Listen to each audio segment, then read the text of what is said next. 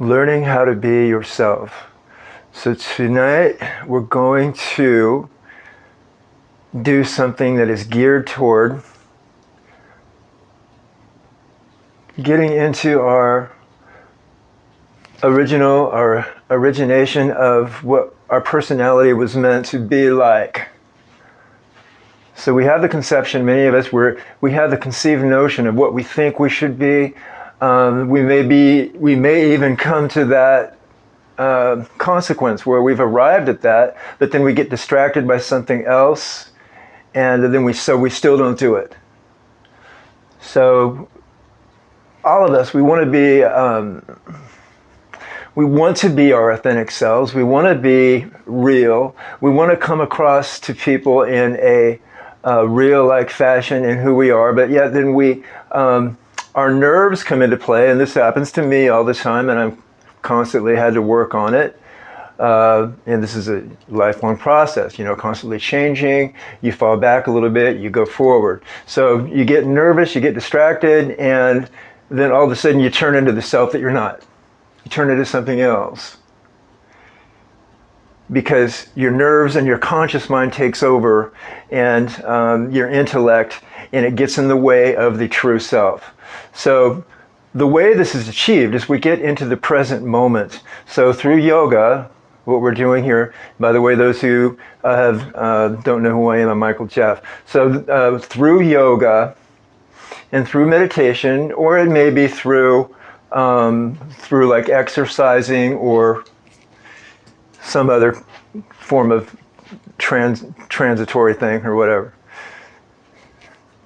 Okay. So we're going to go through a series of poses. So when we decide to be the self that we really are, the self that we want to be, the self that we want to move forward with, the self that we want to be in 5 years from now, but we don't do it because we stay in those engendered patterns that were given to us that we adapted to since we first started the first grade. So we always go back to those trained habits, usually bad habits. Usually bad habits. Okay, so and bad habits are hard to get rid of, especially mine. Okay, so let's get into it. We're going to go right into this, and so through this, I'm going to slow down a little bit, and I'm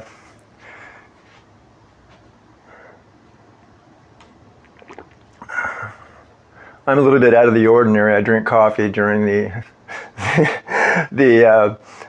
yoga class, so that's another thing that yoga teachers shouldn't do, but I do a lot of things that they say that yoga teachers or people shouldn't do. So, but that's all part of it. This is part of being yourself. So it doesn't matter what other people think. It don't matter what other people think about you. And that's the biggest thing, that's the biggest obstacle that we have to overcome, is caring what people think. Going through our day, we care what everybody thinks. We want to come off to be some superhuman being that we could never in our entire lifetime become because we don't have the foggiest idea how to do it, because we're not tapped into our real self. So we have to slow down. We have to get in the moment. We have to get into present focus, present train of thought. And that's what we do. That's why I keep showing all of these different yoga classes and stuff like that. I don't have to. I can go in some other different direction, or I could even, go into the gym and do, I've weightlifted all my life, and I could teach weights, or aerobic training. I've taught aerobics before. But yoga is somehow, it gets you in touch. One of the things that is the preeminent and the most important things is getting in touch with the body. So when the body moves, when the body changes direction, and when you feel different areas of the body and you get in touch with different sensations, then your body language tells a lot to people when you talk to them. People pick up on your body language. They pick up if it's a good vibe or not. Usually people know, they can sense it without even you telling them how you're feeling. They already know where you're coming from. So, when you present a relaxed situation, when your shoulders are relaxed, when you come up to somebody, when your eyes, when you don't move your eyes away and look in every direction except at them, when you're staring, when you give them a sincere glance, people recognize that hey, this woman is authentic, or and that they're coming from a place of the heart or a real place. And so this is what we start. So yoga retrains the body. It how do I say this? It kind of allows the body to learn, where it's going, and it allows the body to feel. It retrains the body to get away from preconceived notions of bad body language habits. Okay, that's what I was trying to. That's the word that I was trying to search for, and I just couldn't find it, but I found it. All right, so let's start with a couple. Let's just go right into this, because I'm going to try to keep it to 15 or 20 minutes. And I haven't taught a class in a few weeks, so I've been doing some other kinds of things, different ideas that I've had. Okay, so let's go into. We'll start out. I'm going to hike on back here to my yoga my yoga mat today. It's not really a mat. It's something. It's more like it's kind of like a rug or whatever. Okay, so I'm going to purposely slow down here, and that's another thing. When we start doing these, as a teacher, when we get up in front of a lot of people, when I do, we start to speed up and we get a little bit more hyper. And so we notice that we're trying a little hard. So sometimes we have to catch that right away, and then take a deep breath, and then slow down. Everything slows down. When you slow down, when you pause, try this. When you're talking to somebody in the store or at the gym or wherever you go, or at work, try pausing between paragraphs. If you talk too fast, oh, I'm doing this today. Yeah, I'm going up to the mountains. I'm going over to the store. I'm doing this. I'm doing that. And I'm going to be with my friends, and then we're going to have coffee, and then we're going to talk about we're going to talk about the show that's coming on. Oh, I think it's the Bachelor show. Yeah, we're going to do that. We're going to do this. People lose you, man. They lose track. They don't understand what you're saying because you're talking too fast, and especially if you're not looking at them and you're not engaging them. So you always want to connect with somebody. And so the way that we do that is we give the other person a chance to listen to us. And we stop. And this is why I purposely do this. I don't have to do it that way, but you're always noticing that I'm pausing a lot during a lot of my talks. So let's take a few deep breaths. Let's just start, and I'm going to slow it down. And now I'm not going to talk as much. I'm just going to demonstrate some asanas tonight. Is a free-flowing movement, some things that I've demonstrated before that are going to enhance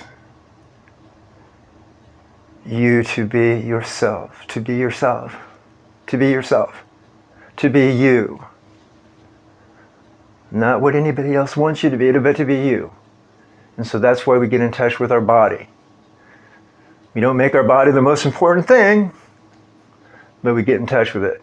So let's go out and let's just take a deep breath, and let's go and do Uddiyana Trikonasana, the triangle. And let's go down, inhale, look up to the hand. Both feet are kind of out about 3 feet. Try to get both legs straight. Okay. Now, notice what the mind is thinking here. So I want you to, as your legs are straight, your back foot's slightly pointed in, about 30 degrees.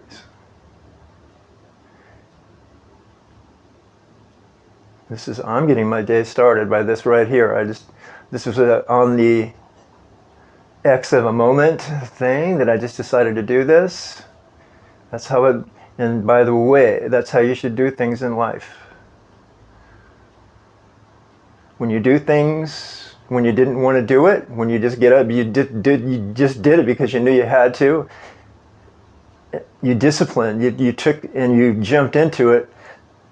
That's when you grow. That's when you ascend. That's when you come out. Okay, let's come out of the pose.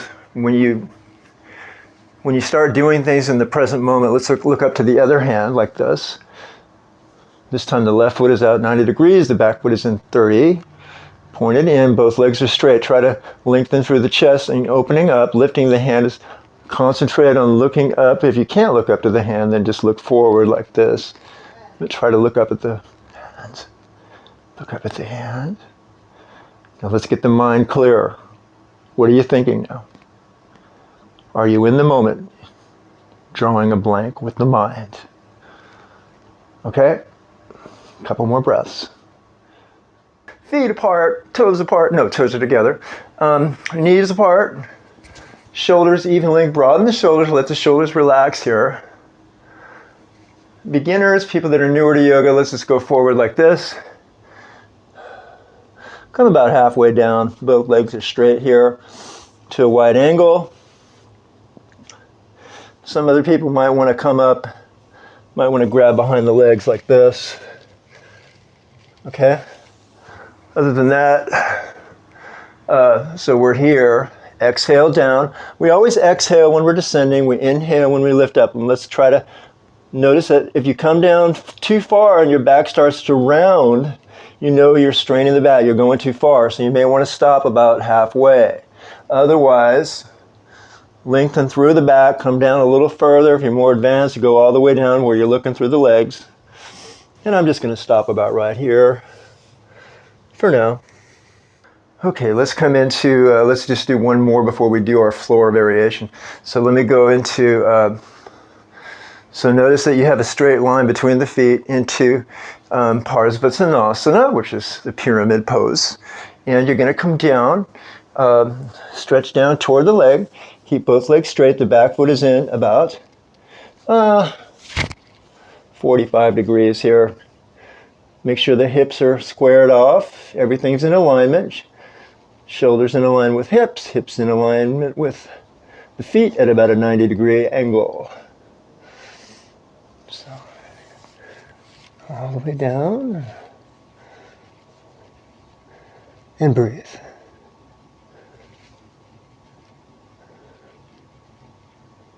And let's come up, gradual rise, lift,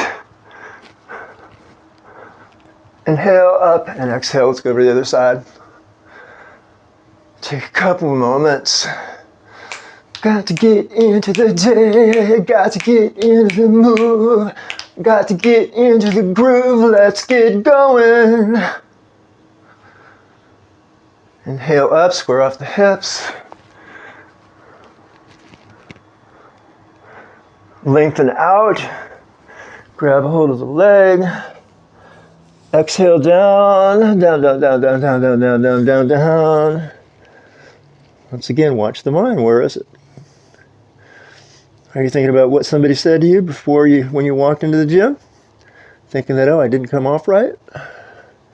Or are you thinking about where you are right now, what you're doing, where you are, what you're thinking, what you feel, and who you want to become? I'm going to talk about that. A couple more breaths. Engage. Engage into thought.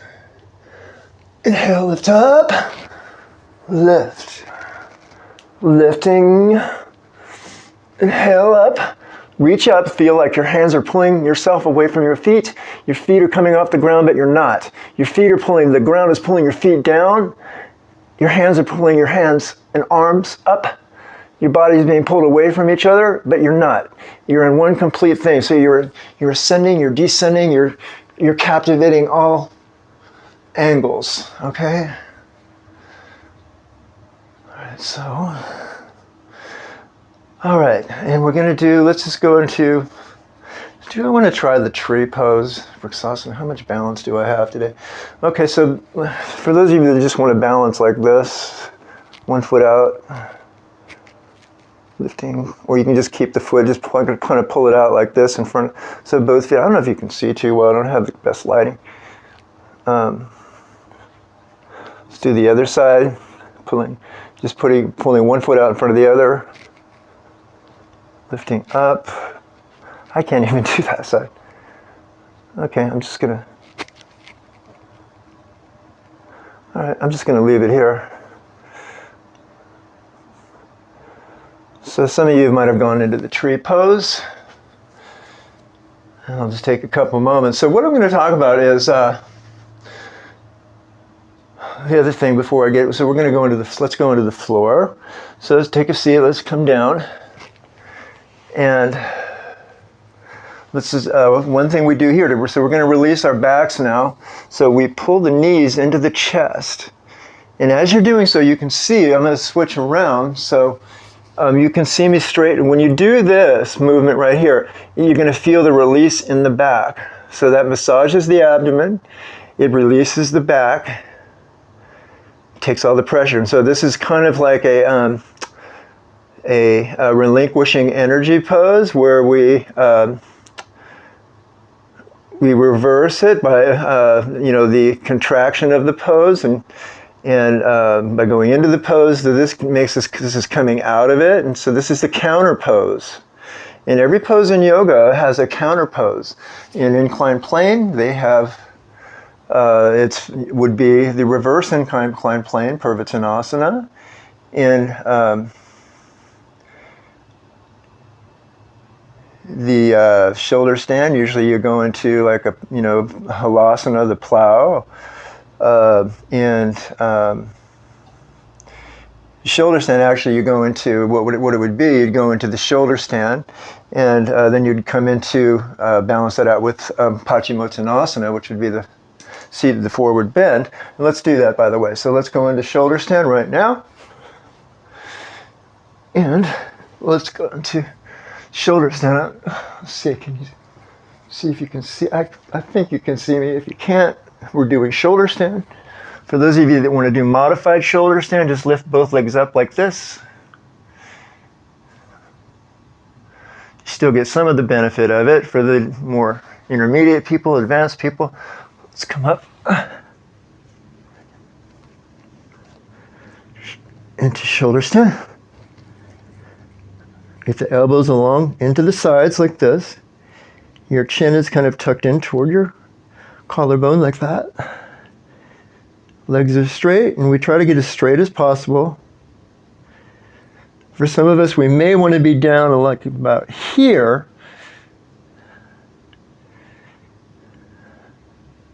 And if you have a big block or something, you can, I don't have one right now, but you can pull the feet down to like this. Right here, if you and rest them on like maybe a back of a piece of furniture, and that gives you like more of a into halasana position, plow, that you get a lot of these reverse energy flow benefits. And what these inversions do is you don't always have to talk in between your poses. I just do that so you know what. So I'm explaining it to you, but always try to be quiet when you do your asanas. So these inversions really, they establish youth-giving properties. They keep us young, so they keep you young. You get what happens, you get a reverse blood flow down toward the brain and to the heart.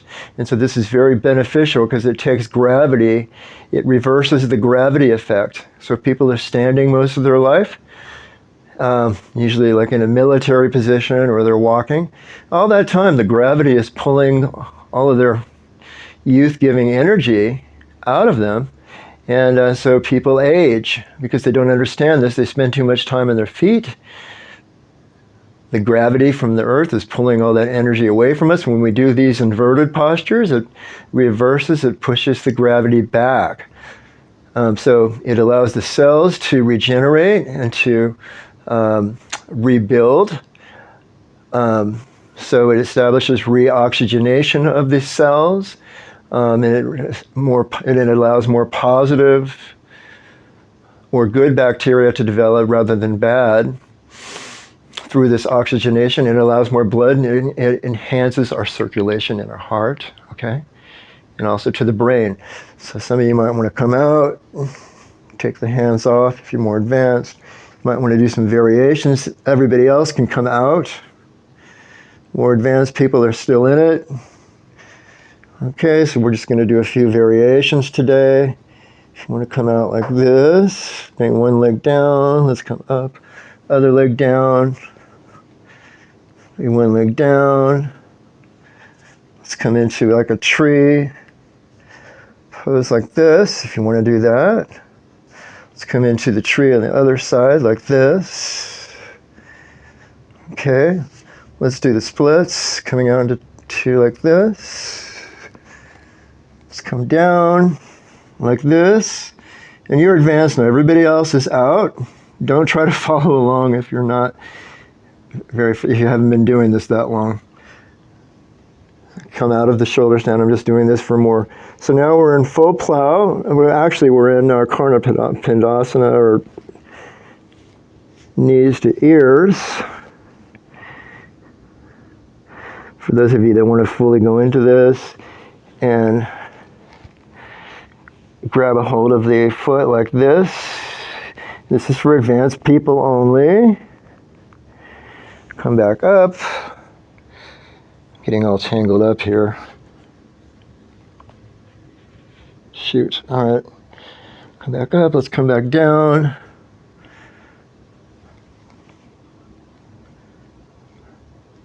Grab a hold of the foot or the ankle, kind of, or the right where the ankle, or the kind of on the front of the, down at the bottom of the leg, right where the hinge is there.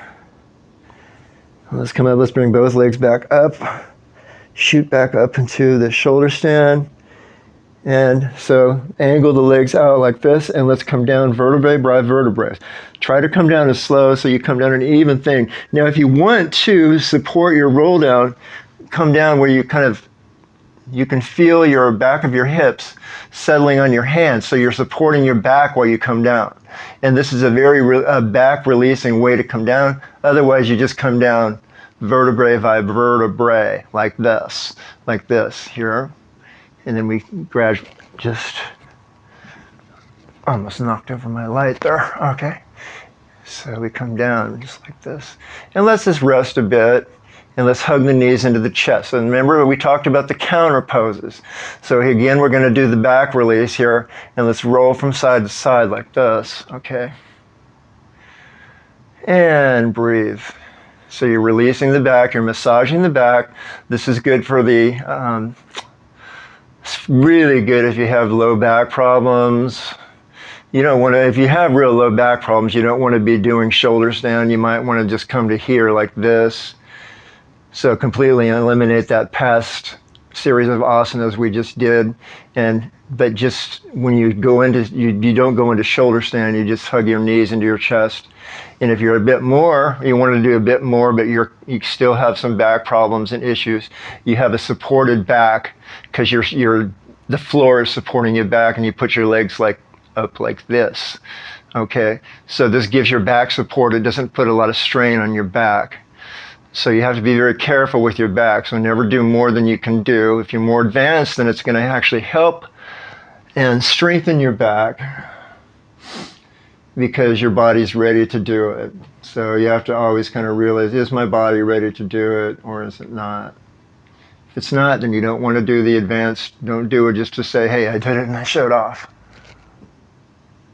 And I impressed the girl that was in back of me. Well, you don't want to impress the girl at the cost of hurting yourself, or the guy for that matter, or your best friend that you're always in competition with.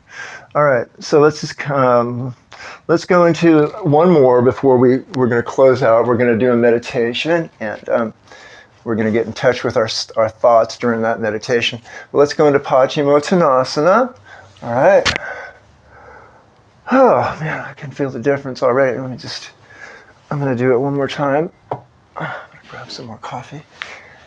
And we're going to do Paschimottanasana next.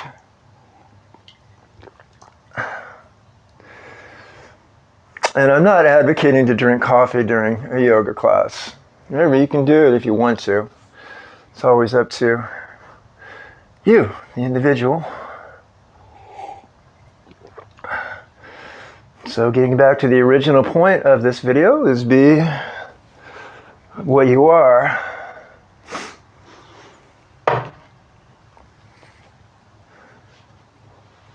Don't be somebody else's version. Be your own version. Okay, so let's go to, just do the forward bend. Okay, so stretching forward from the small of the back, the low back, like this. And into Paschimottanasana, the forward bend. Now clear your mind as you breathe. So we're going to come down just a little bit. On each descend, we're going to take deep breaths and try to go a little further. We have a slight bend to the elbows. If your arms are way straight like this, you're going too far. So then you want to come back. So always keep in mind, keep the elbows slightly bent. Om.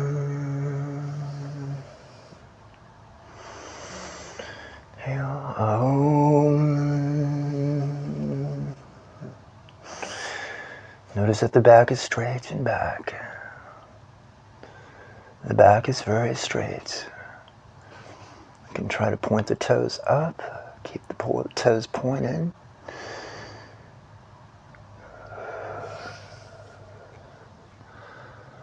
This one is very good for relegating the blood sugar.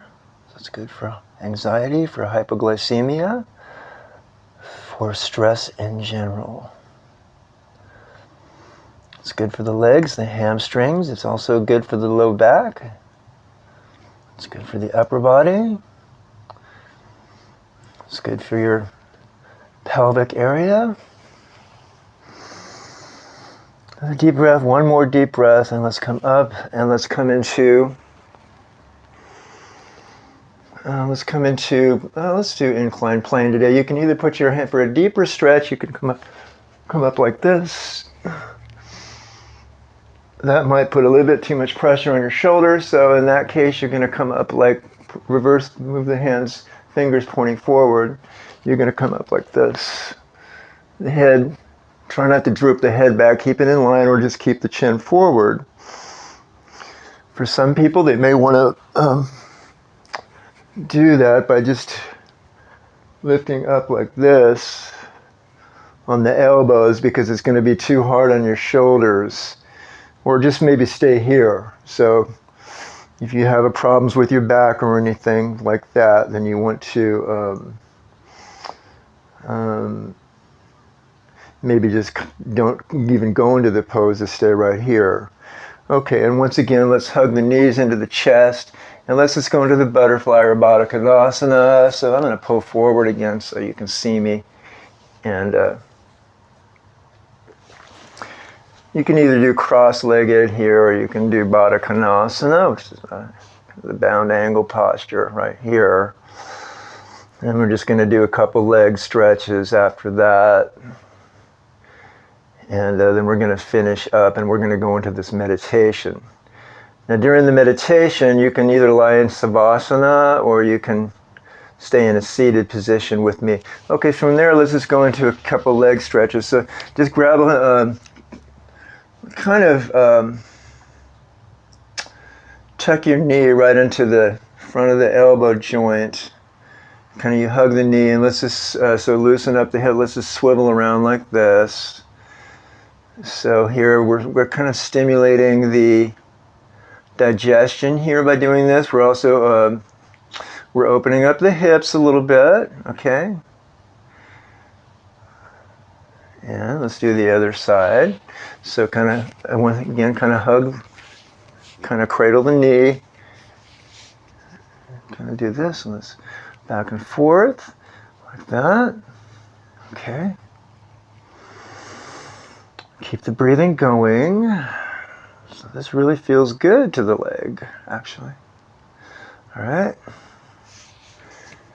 And so we're going to bring the leg out. Let's just do a couple leg exercises like that. Lifting up, and then let's come in like this.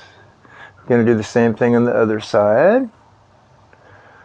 Okay, so once again, let's do a few more on this side. So this is good for our abs, okay? And you can do a lot more of these, but I don't have time to do everything this morning. And so we're going to come in like this.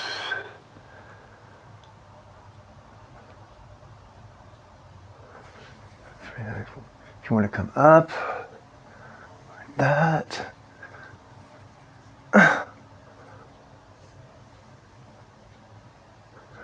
Okay. Now let's take the leg back. I'm going to come up and let's take it out to the side like this. Let's just bring that foot in like that, or you can keep it out there. So just stretching the leg, grabbing a hold of it, coming back.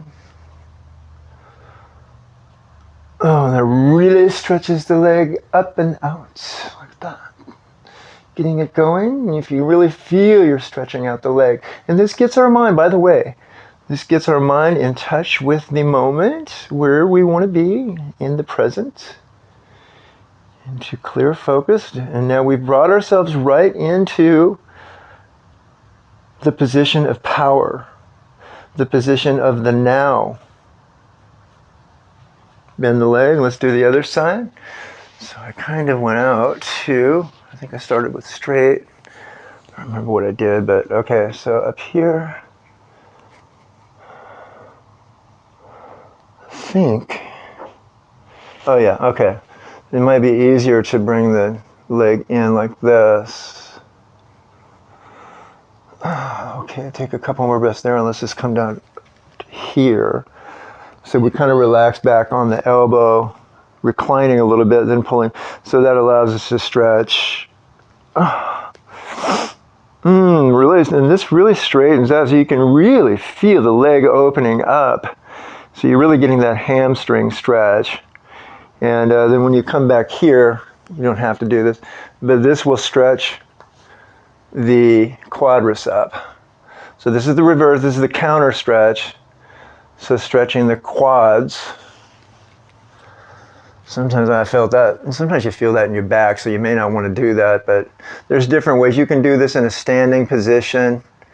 So when we pull the leg back, and we're opening up the thigh muscle, so we're stretching that. You know, and so anyways, let's just come into Sukhasana. So let's just roll back and forth like this. Take a deep breath, inhale the arms up. Look up to the hands.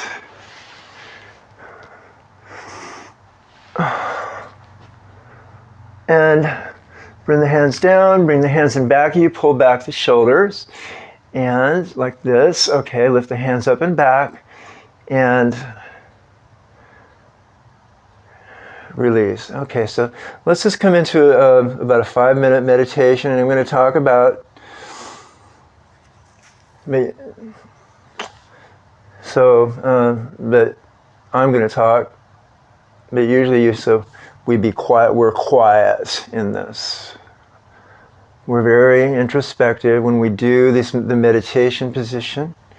We go into a position of inner dwelling, and this is how we get in touch with ourselves and who we really are. So we're connecting with the supernatural, with the ultra consciousness or the super consciousness, which is called it's called the Atman, which is the whole conscious collective in the universe. So the Jiva soul, which is the individual soul, is the consciousness related to self. But we tap into the Atman, universal consciousness, the collective.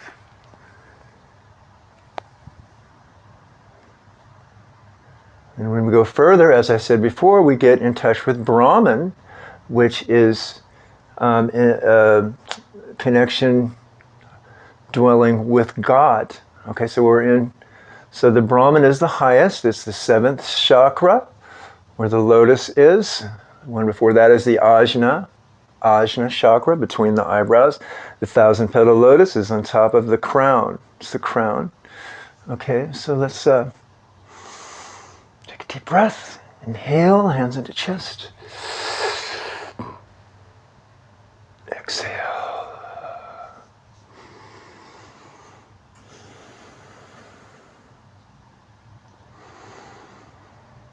Inhale. Exhale. Notice that you have a straight back. Inhale. Exhale.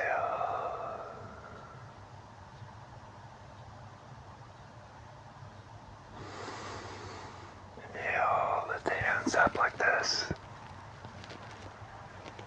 Exhale. Hands back down.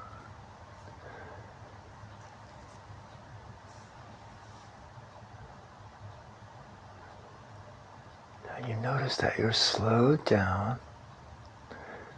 You've slowed yourself way down. This is how we get into the moment. We become authentic when we slow down.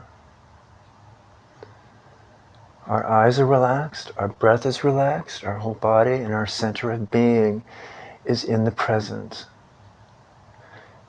And this may take some time, it doesn't happen overnight. So you have to work at it. But that means being assiduous, it's an everyday routine or an every other day. Not just a once a month. But you work at it. You work at it. Whatever you want to get good at, whatever you want to be, you have to work at it. You have to go out. You have to get it. You have to become. You don't get it by just thinking maybe someday, or maybe when, or if I could, or I think I will, but maybe tomorrow. No, you don't. You only have today. It's being right in the moment. So you feel that slow down.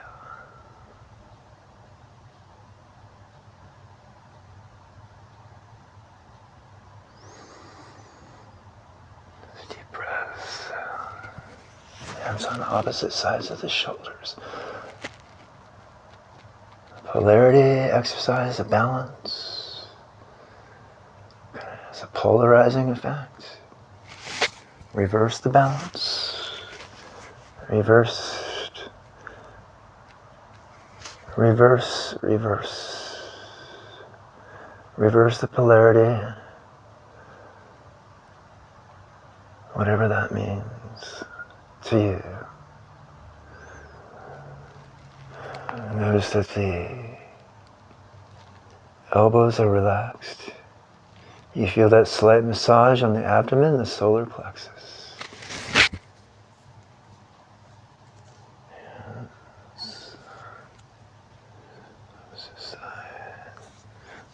Chin, stretch the neck.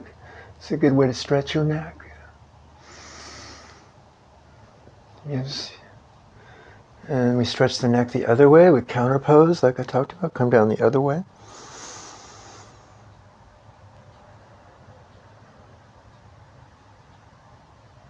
Okay, let's just take a few more moments in meditation and then we're going to finish.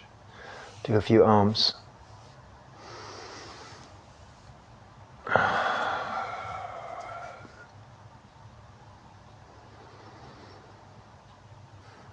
Notice how clear is your mind. Is your mind running all over the place? Or is your mind blank?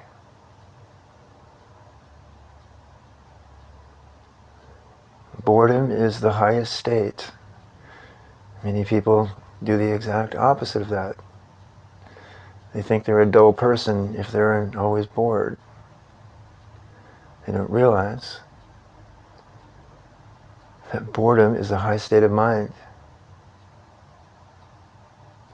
People try to achieve in yoga, they go for being the anything and everything, go every which way direction, and I'm going to do this and that and everything and show off and this. And it's the exact opposite approach.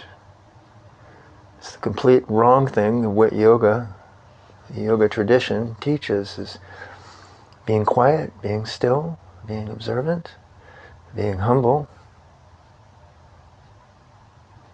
Am I humble? Well, I'm working on it, but not all the time. And I openly admit that. But this is what we want to work for. So we want to come to a position where we're humble in every circumstance. We have humility when we deal with everybody in our day-to-day life. We don't come from a position of I'm better than you, or a prideful position, I have more money than you. You come from a position of maybe if I have less money than you, I'm not as good as you, I'm not as smart as you, but I'm sincere about you. That's the position that we want to be in. We don't want to think of ourselves as the politician. I'm better than you, you guys are down here, so you guys aren't worthy enough for me to talk to you because I'm so good. That's not where we want to be. It's be in a position of where Jesus was. I'm willing to do anything, whatever it takes, to talk to anybody who needs me to talk to them at that given time. Not being selfish. You go out of your way. You don't say, I have to be somewhere in a half an hour. And that's okay to do that if you really have to, a lot of the time. And sometimes we may not have the energy to talk because we don't want to just give our energy out all the time. But we want to try to be the best person that we can be, to provide a good vibe space, a circle of energy in that room where we are, or wherever we are. We want to always lift up the vibration rather than detract from it and pull it down.